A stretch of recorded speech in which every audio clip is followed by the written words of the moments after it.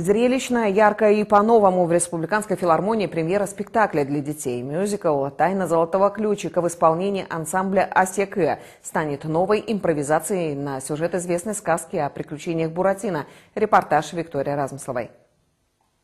Сцена подобна венецианскому кварталу, где принято раскрашивать дома как можно ярче. Преимущество спектакля в мобильности декораций, ведь меняют их по ходу действия сами актеры.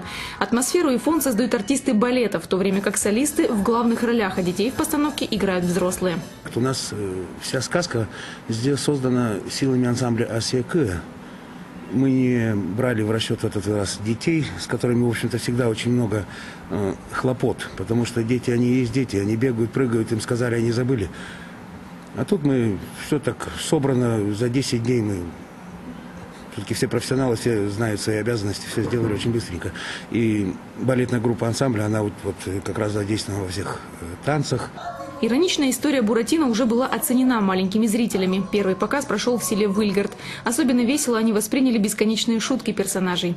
Наставник все в коморке моего показывал нарисованный чак и котелок над огнем. Что? Что ты сказал? Он еще плохо слышит. Исполнитель роли Буратино Илья Петков признался, изначально ему предлагалась роль Дуримара, после чего режиссер поменял свое решение. Подвижный Илья больше подошел на роль непоседы и прекрасно сжился на сцене со своим персонажем.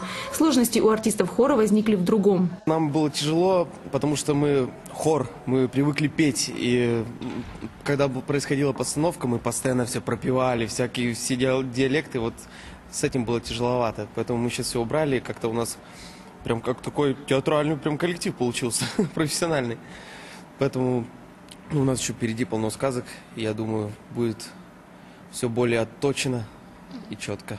Популярный сюжет о приключениях деревянного мальчика хоть и будет поставлен в формате мюзикла, а все же общее для каждой интерпретации сказки останется неизменным. Золотой ключик откроет волшебную дверь.